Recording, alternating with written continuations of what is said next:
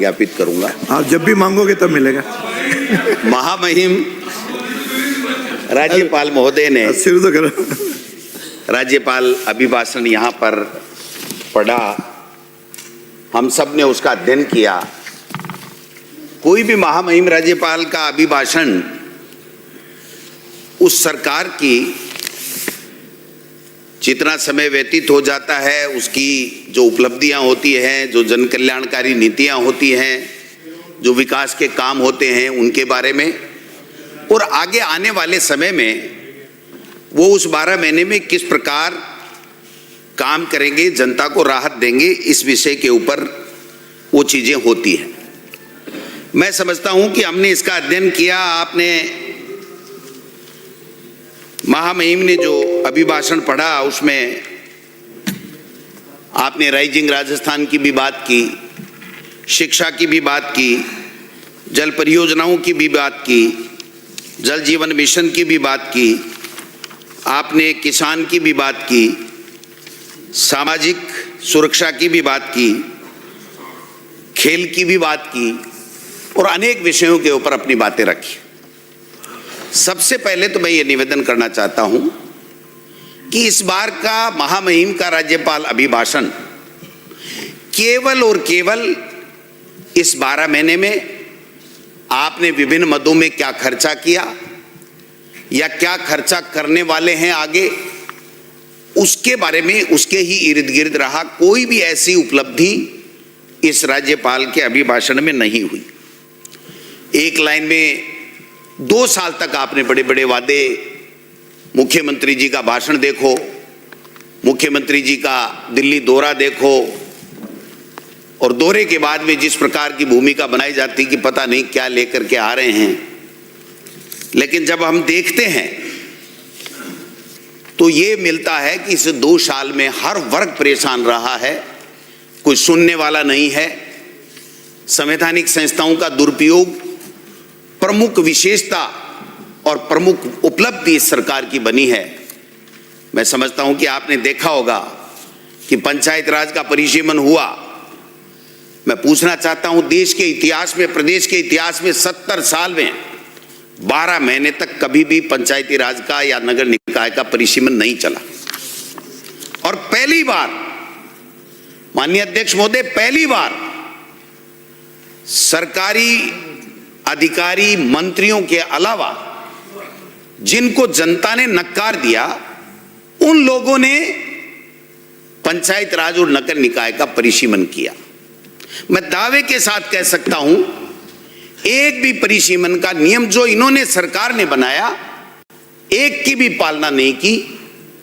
5 साल हमारे संविधान में लिखा हुआ है, आर्टिकल 243 ई और यू में, कि पंचायत राज और नगर निकाय के चुनाव होने चाहिए, 5 साल के अंदर होने चाहिए। 6 महीने पहले तैयारी होती है।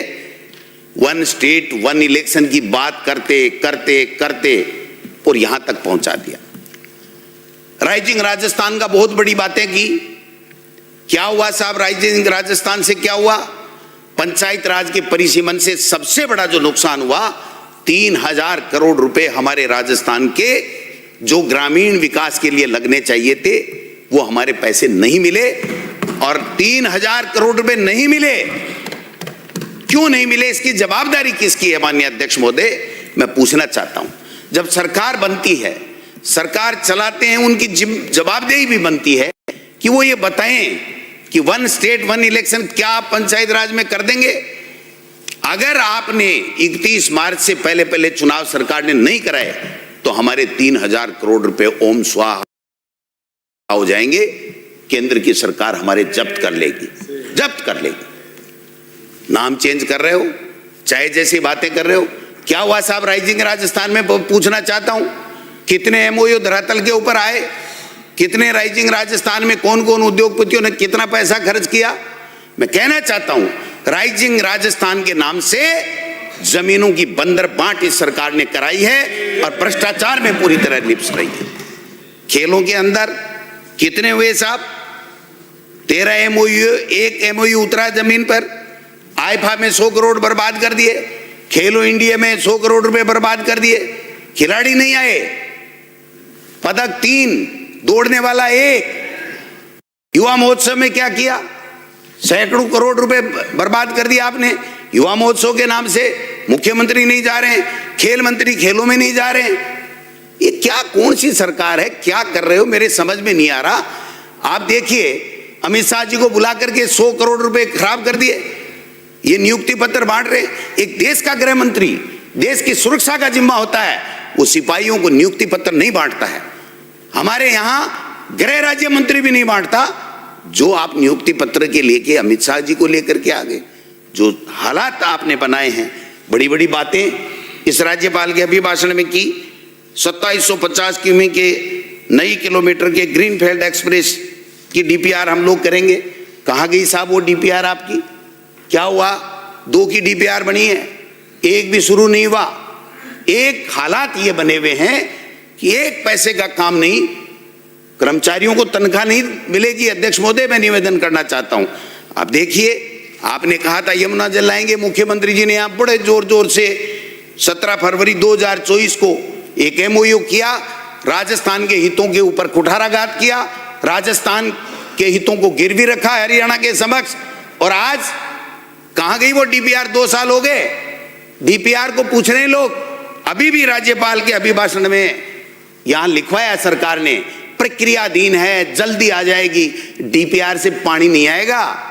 जनता के आंखों में आंसू आ गए, पानी तो आपका नहीं आया यमुना का। ईआरसीपी राष्ट्रीय परियोजना बड़ी बड़ी घोषणा करके गए थे मोदी जी, कहां गई ईआरसीपी? कहां है? हमने जो 14,000 करोड़ रुपए के, 1400 करोड़ रुपए के जो काम दिए थे, वो पैसा पूरा हो रहा है काम। और आपने जो टेंडर दिए 10,000 करोड़ रुपए से ज्यादा, वो टेंडर केवल और केवल अडानी को टेंडर दिए, इसके अलावा किसी को नहीं दिए। उठा करके देख लेना, आपको और हमको पता ही नहीं है ये खेला क्या हो रहा है। बड़ी बड़ी बातें, ईआरसीबी राष्ट्रीय परियोजना होनी चाहिए, क्यों नहीं होनी चाहिए? जनता राजस्थान के कहां पैसे हैं राजस्थान के पास में? 1,55,000 करोड़ रुपए का कर्जा है आपके यहां।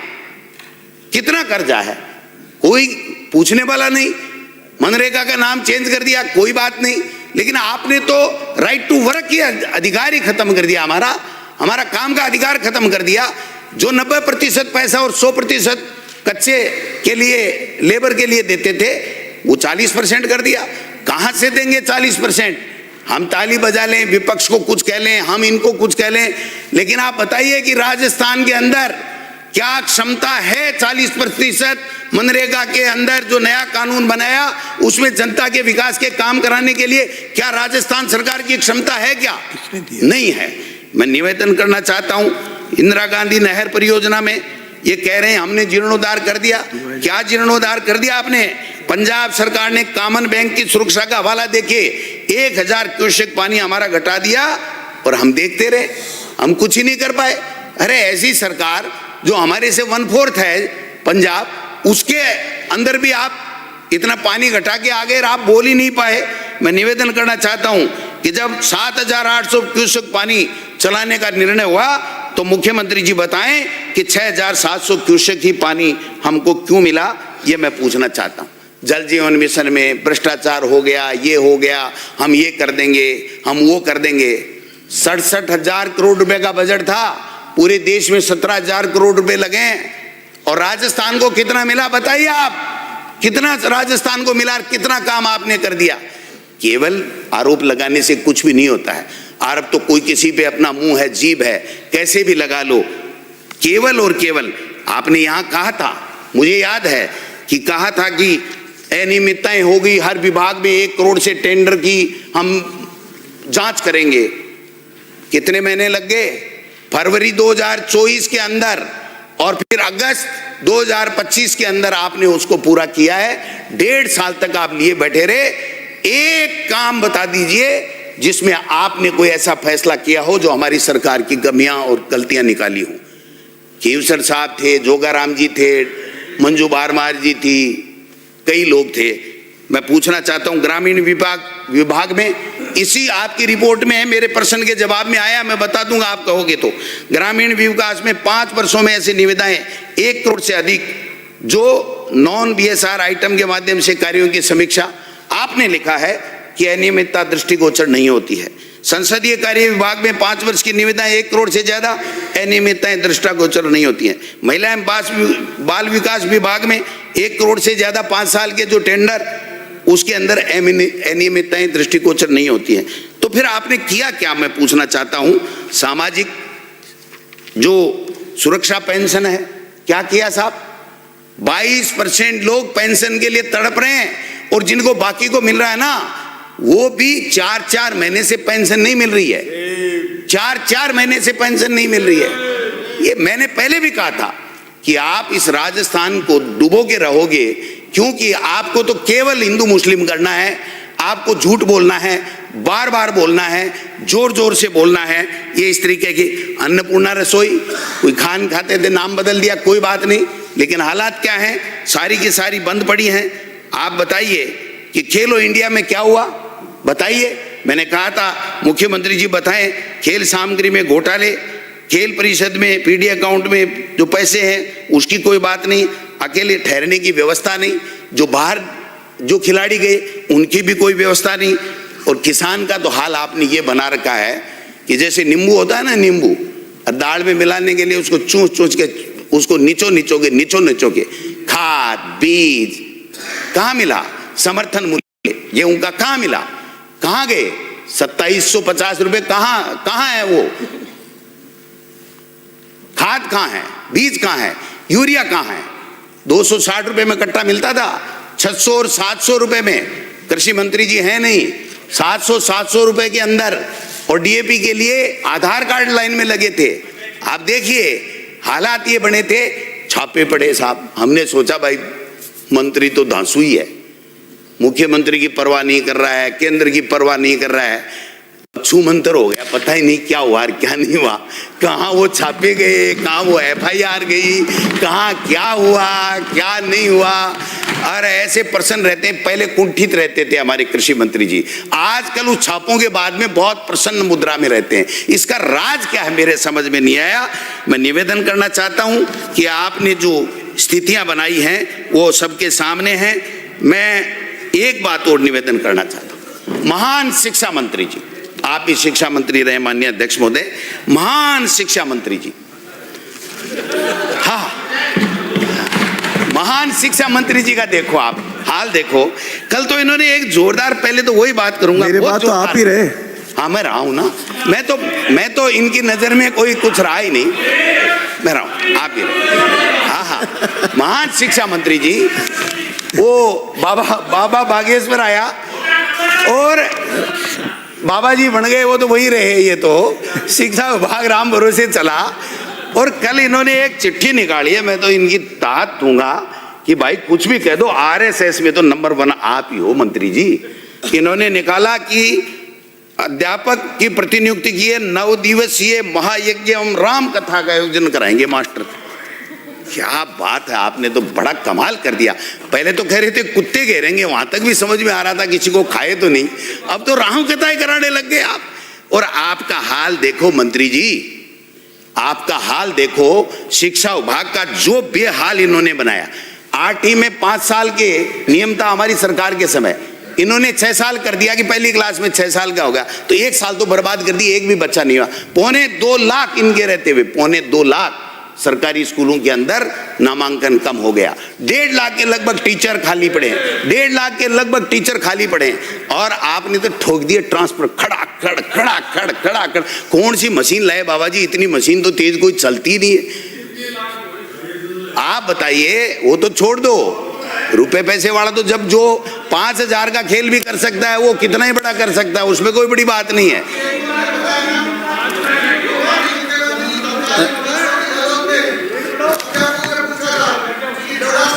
खाते क्या ट्रांसफर में, तो सबने कहा था खाते हैं जी, यानी भ्रष्टाचारी चोर है, ऐसा कहा उन्होंने। माननीय मंत्री जी इनको बोलने दें, बीच में नहीं, मैंने बोल मंत्री जी ने कहा है उसको एक्सपेंस कराया जाए, मैं कह दिया वो। हाँ देखो साहब, इनको तो यही लक्षण करने के लिए यहाँ बना रखा है।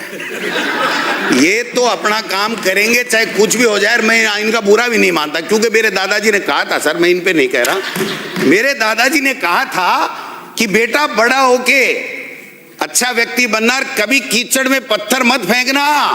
अगर कीचड़ में पत्थर फेंका तो तुम्हारे कपड़े खराब होंगे, कीचड़ का कुछ भी नहीं बिगड़ेगा। मैं इन पे नहीं कह रहा हूं सर, ये तो हमारे सम्मानीय मंत्री हैं, इन्होंने तो पता नहीं मिड सेशन में ठगा कितने किया आपको बता दूं सर। आप भी शिक्षा मंत्री थे, ट्रांसफर करते थे, 2% प्रशासनिक होते थे, इन्होंने तो 55% और मेरे इलाके में तो 85% ठोक दिए। पोर्टल से उठा लिया कि डोटासरा के टाइम आया हुआ है ना, उसको बाड़मेर, जैसलमेर, बच्चियां, दिव्यांग, पता नहीं क्या क्या कर दिया।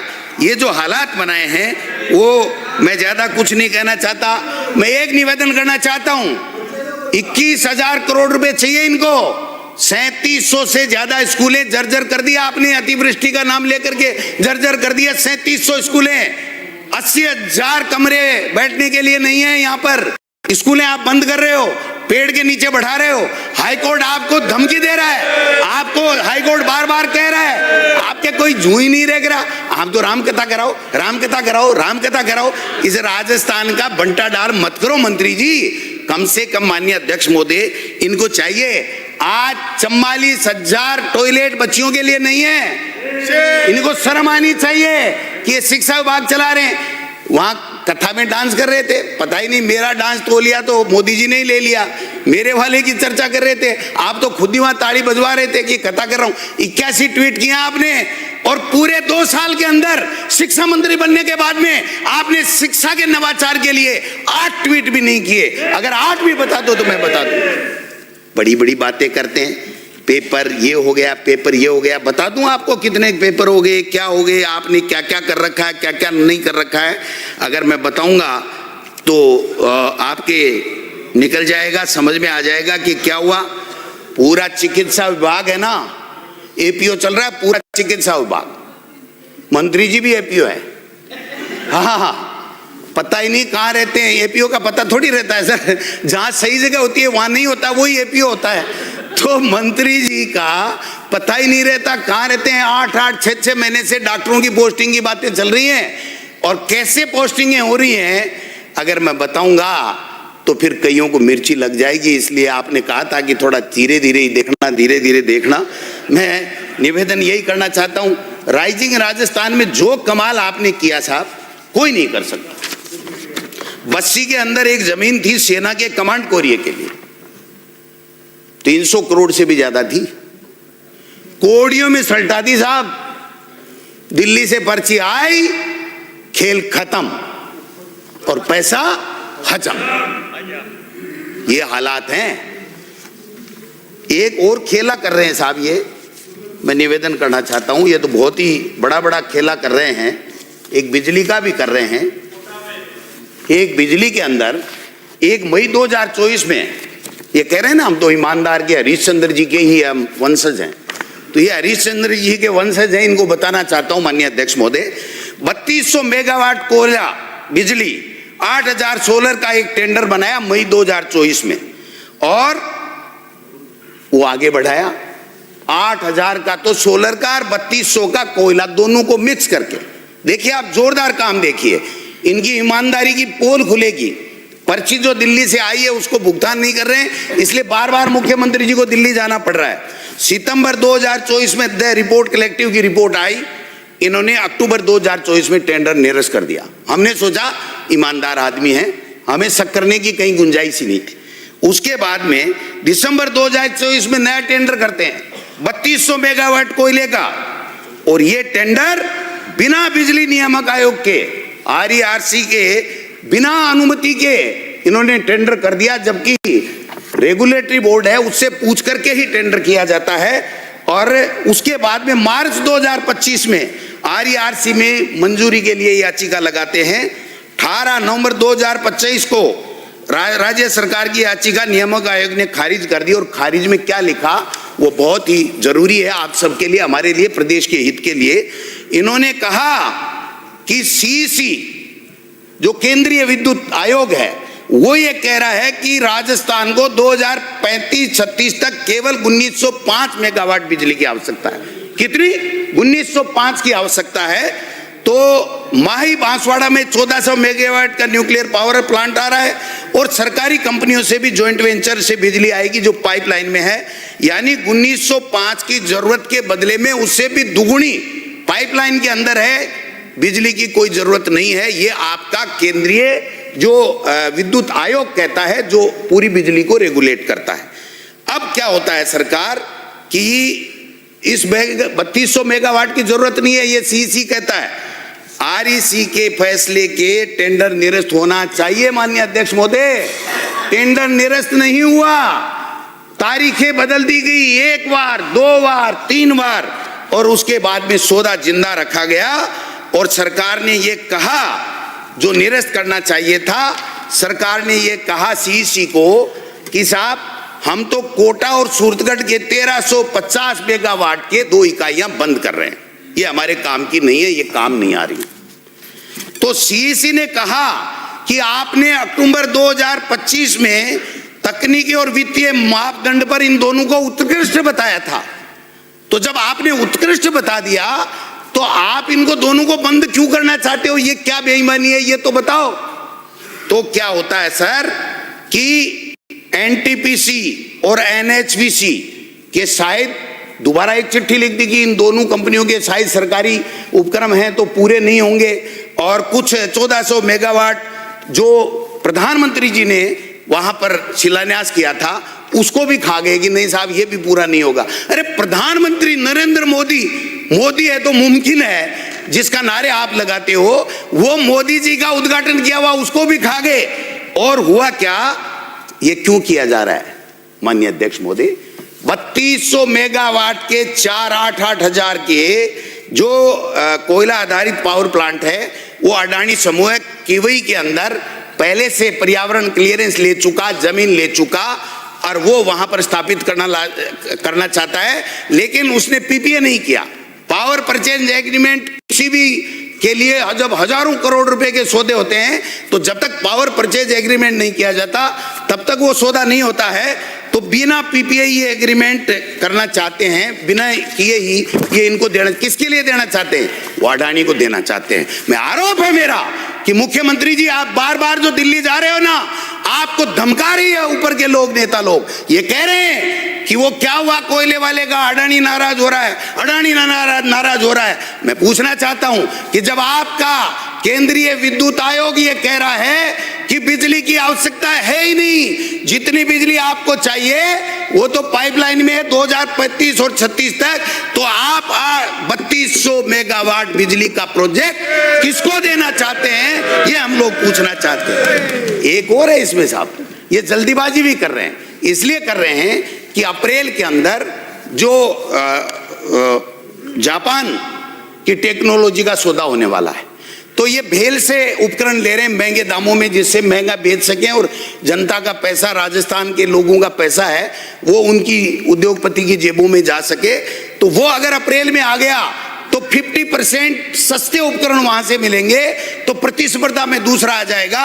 मेरा यह आरोप है माननीय अध्यक्ष महोदय सदन के माध्यम से कि केवल और केवल अडानी को देने के लिए ये टेंडर को जिंदा रख रखा है, इसके अलावा कुछ भी आपके पास में नहीं है, कुछ भी आपके पास में नहीं है। गुजरात मॉडल है साहब, यहां गुजरात मॉडल क्या है पता आपको? गुजरात की कंपनी आएगी, टेंडर लेगी, एडवांस पैसे लेगी, और जब गारंटी की बात आएगी तो फर्जी गारंटी पकड़ा देगी। हुआ है ना रिन्यूएबल एनर्जी में, अक्षय ऊर्जा निगम के अंदर ये हुआ है ना सर, 456 करोड़ के टेंडर, 46 करोड़ एडवांस, और आज की तारीख तक पता नहीं। ये कह रहे ना हम तो ईमानदार हैं, बहुत बड़े ईमानदार हैं ना, ये बहुत बड़े ईमानदारों को मैं पूछना चाहता हूं कि आप इतना ही ध्यान नहीं रखते, हम पे तो आरोप लगा देते हो चाहे जैसे। मैं निवेदन करना चाहता हूं, ये कहते हैं पेपर लीक, पेपर लीक है ना, उसी पे आ रहा हूं ना, उसी पे आ रहा हूं माननीय अध्यक्ष महोदय। पेपर लीक हुए, हमने कार्रवाई की, जो कमी रह गई वो आप कार्रवाई करो, जो मुलजिम है, जो अपराधी है उसको जेल के अंदर डालो, लेकिन रोजाना भाई साहब भाषण ही भाषण पेलते रहो और काम करो ही नहीं, किसी को अंदर डालो ही नहीं और खुद ही भ्रष्टाचार में लिप्त हो जाओ, तो फिर सवाल तो उठेंगे। मैं निवेदन करना चाहता हूं इनके यहाँ, सुनिए सर, सुनने का मादा रखो, मैं आपको सुनूंगा। अलवर के अंदर एनसीसी का पेपर आउट, कक्षा 10 का पेपर चूरू में आउट, शेखावाटी यूनिवर्सिटी का पेपर आउट, भरतपुर जोधपुर बाड़मेर में नीट का paper out, national seed corporation का पेपर आउट, आरयूएच का पेपर आउट, जोगेश्वर खेतर महाविद्यालय में सेकंड ग्रेड का पेपर आउट, नवलगढ़ में आरएस का पेपर खुला मिला, राजस्थान विश्वविद्यालय में जो फिजिक्स का पेपर है वो आउट। और आप जहां से आते हो अजमेर में ना, वो IMD यूनिवर्सिटी में तो जो ग्रेजुएशन वाले बच्चे की 10वीं क्लास के बच्चे कॉपी चेक कर रहे थे और ये बड़ी बड़ी बातें करते हैं। मैं पूछना चाहता हूं, जेल प्रहरी 2016 FIR है मेरे पास, अगर किसी को शक हो तो बता दूंगा। रीट परीक्षा 2017 पेपर आउट, रीट परीक्षा 2016 पेपर आउट, रीट परीक्षा 2015 paper out, RS pre 2013 paper out, LDC भर्ती 2013 पेपर आउट, RJS परीक्षा पेपर आउट, कनिष्ठ लेखाकार 2016 पेपर आउट, पुलिस भर्ती 2017 पेपर आउट। हाँ वही बता रहा हूं ना, आ रहा हूं ना 24-25 का। आप क्या करोगे फिर? आप ठाले ही बैठे रहोगे क्या? कुछ तो आप भी करोगे ना। ये माननीय अध्यक्ष महोदय, बीजेपी के पेपर आउट, इनके पेपर आउट, हमारे यहां भी पेपर आउट। 12 साल की CBI जांच करा लो, अगर आप में हिम्मत है तो आपकी सरकार गिर जाएगी। मैं लिख के दे रहा हूं आपको। वसुंधरा जी की जांचें कराओ, रोजाना बातें करने से कुछ नहीं होता। हम सबको मिलकर के इन बच्चों का भविष्य बर्बाद नहीं हो, ये पेपर माफिया पकड़े जाएं, जेल के सलाखों में हो, ये हमारा दायित्व होना चाहिए। एक दूसरे पे भाले फेंक रहे हैं, गोले फेंक रहे हैं, एक दूसरे पे आरोप लगा रहे हैं, पता नहीं क्या क्या कर रहे हैं। और हमारे मंत्री जी तो, शिक्षा मंत्री जी तो रोजाना ही मेरे को जेल में भेज रहे हैं और मैं नहा धो के तैयार होता हूँ और जेल आई नहीं अभी तक। बोल रहा हूँ, अभी बोल रहा हूँ। मिड डे मील में वो एक दिन खर्रा साहब ने कहा था मैं गोल्फ की जांच करा लूंगा, ठीक है ना। फिर हमारे इन्होंने कहा था कि आप कोई नहीं करा पाओगे, मैं आपको लिख के दे रहा हूं। 20 बार के चुके। अरे आप ही के नेता बोल रहे हैं। मैं अध्यक्ष महोदय, मैं मिड डे मील में कह रहा हूं, आपको निवेदन कर रहा हूं।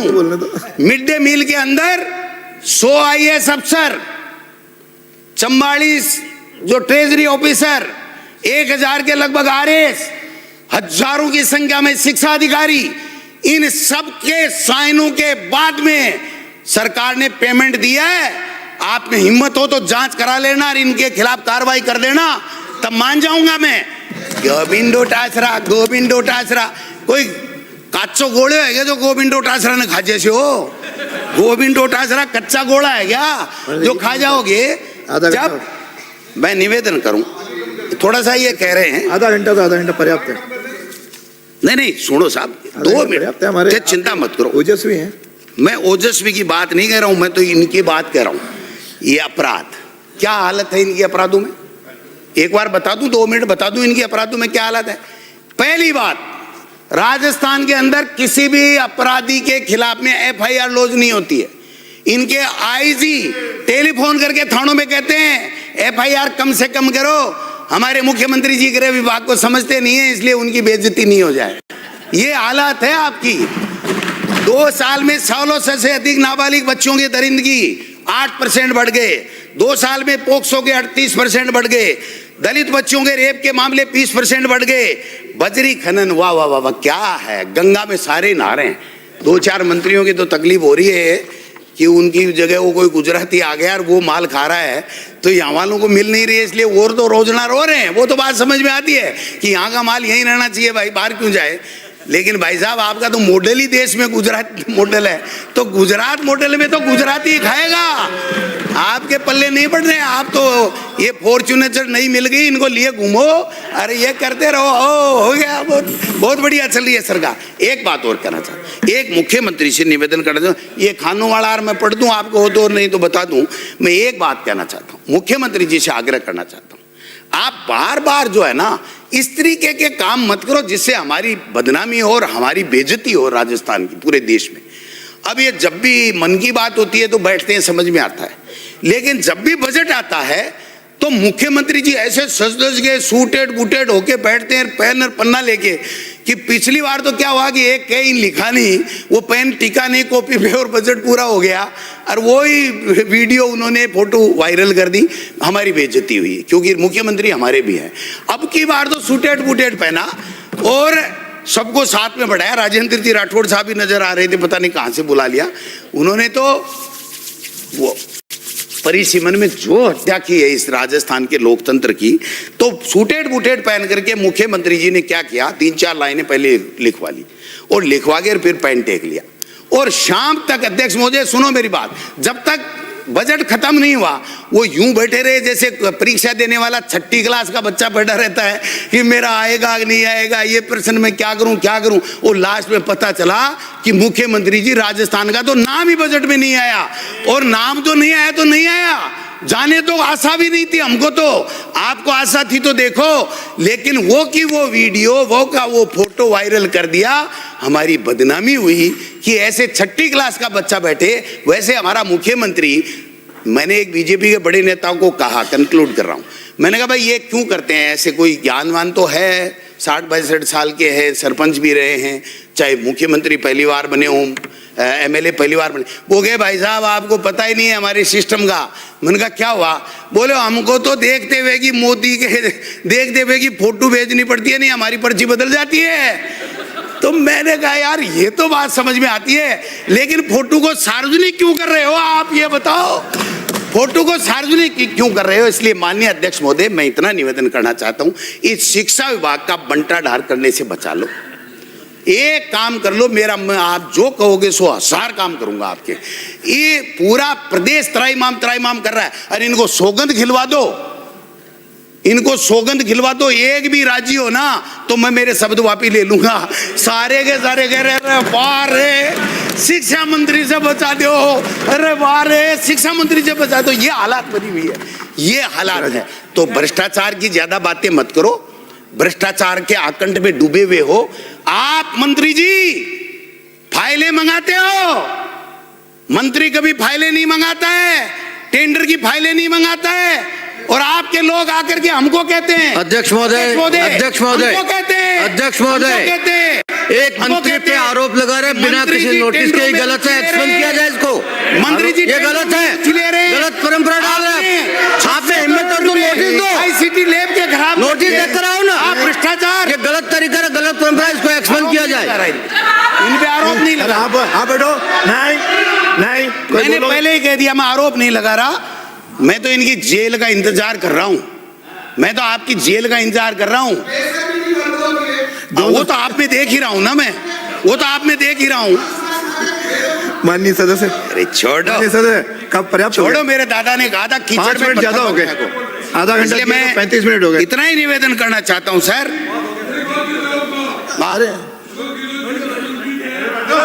अरे आप राजा के सामने आप पे आरोप लगाया, गहलोत साहब ने पूछा उनसे कि भ्रष्टाचार तो नहीं हो रहा है ट्रांसफर में, उन्होंने कहा हो रहा है, कैसे कह रहे हैं, आप शिक्षा मंत्री थे, आपके सामने आरोप लगा। माननीय सदस्य इनको समाप्त कर, सवाल का जवाब दे, आप आरोप लगा रहे हो, 5 मिनट ज्यादा हो गए इनके सवाल का 1 सेकंड में, 1 मिनट में, अरे 1 मिनट में समाप्त कर दो, बैठ जाओ, एक सिंधी का कोटा था पूरा हो गया ऊपर वाली सीट पे यार, काहे के लिए।